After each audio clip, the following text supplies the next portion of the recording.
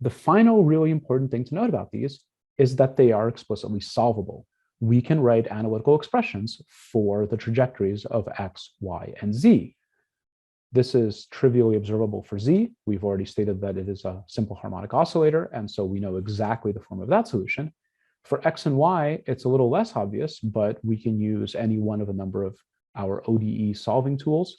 And in this case, we will apply the Laplace transform. We define Laplace transform variables x of s and y dot of s as the Laplace transforms of x and y dot.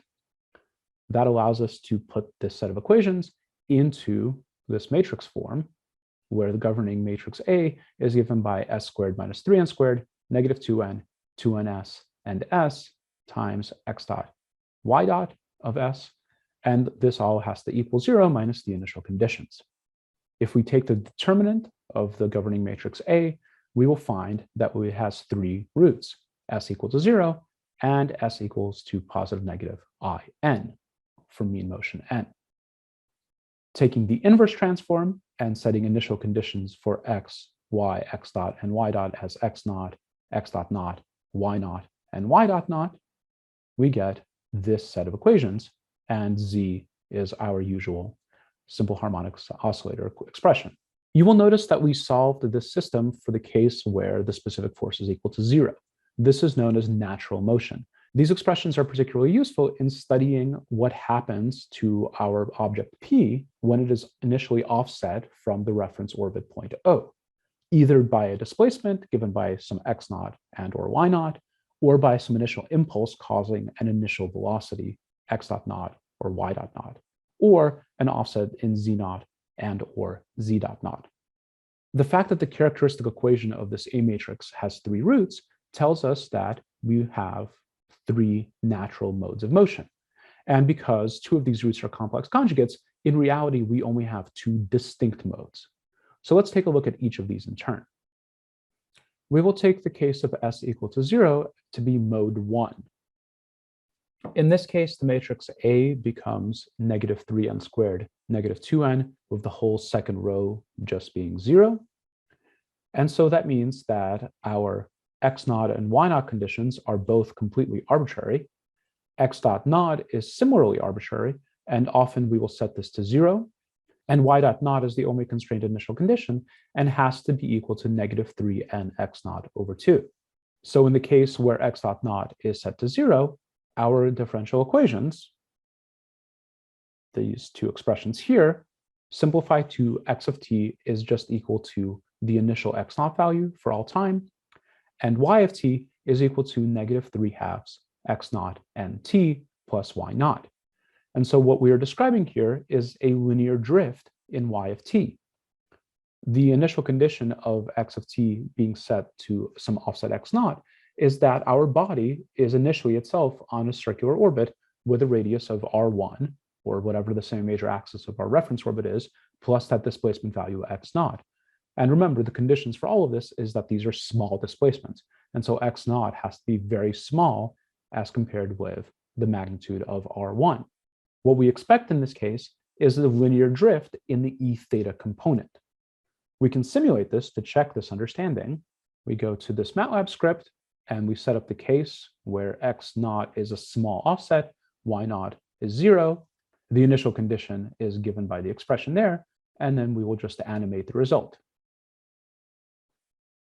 On the left-hand side, you see the inertial frame representation of this, and on the right hand, you see the rotating H-frame representation. And so you see that we start with a small offset in the orbital radius vector, and over time, our body, represented by this red dot, falls further and further behind the blue point, which is the point O, the reference point on the Hill frame orbit. And in the Hill orbit, you see that we have the expected linear drift in e theta only. For modes 2 and 3, s is equal to plus or minus in. And in this case, the A matrix has the form negative n squared minus 3n squared, negative 2n, plus or minus 2in squared, and plus or minus in. Again, our initial positions, x naught and y naught, are completely arbitrary. X dot naught is similarly arbitrary and often set to 0. and y dot naught is governed by negative 2n x naught. If we set x dot naught equal to 0, then our two differential equations become x of t is equal to x naught cosine nt, and y of t is equal to negative 2x naught sine of nt plus y naught. This is a parametric description of an ellipse. We have cosine and sine of the same argument multiplied by two different amplitudes, x naught and negative 2x naught, and with an offset in y naught. So this represents closed motion in the rotating frame about the reference point O. Again, we can simulate this to check this understanding.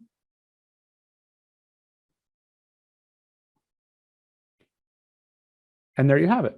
In the inertial frame, our red point representing our orbiting body appears to be oscillating in and out of the orbit of the reference blue point. And in the rotating frame view, we see that we are completing closed elliptical motion about the blue point.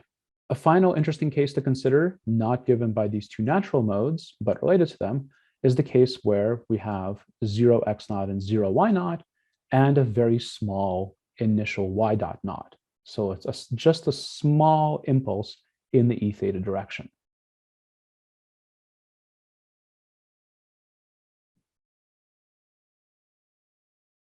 Running this, you see that you get a bounded drift in both of these. You have a linear drift in e theta and bounded oscillatory motion in ER. A very important caveat for all of this is, again, the equations break down as soon as the separation distance between the orbiting body and the reference point becomes too large, because all of this is based on the linearization of the system. So as soon as those r squared terms that we dropped everywhere start to matter, then all of this stops to apply.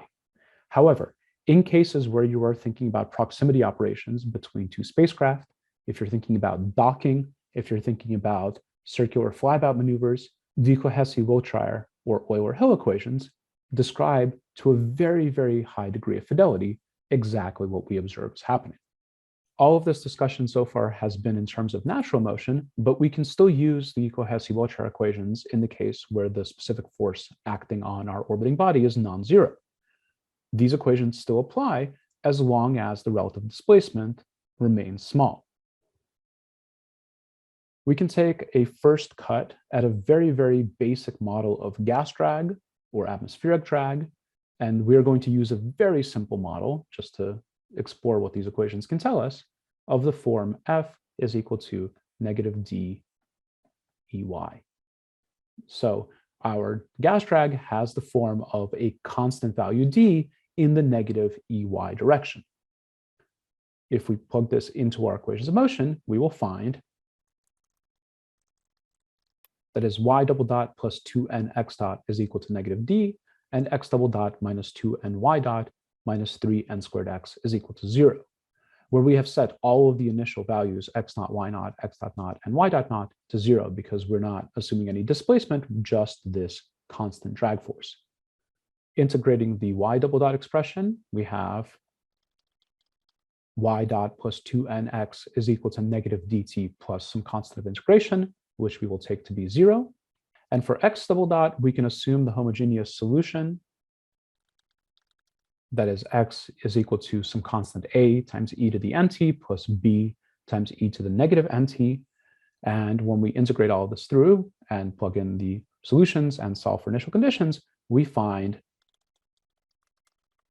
x is equal to negative 2n dt and y is equal to 3/2 dt squared. Now, does this make any sense? Well, what this is predicting is a linear decrease in the ER direction. So it is predicting that our orbit shrinks in time. And it's predicting that y goes as 3/2 dt squared. And so we have a constant falling back in the y direction.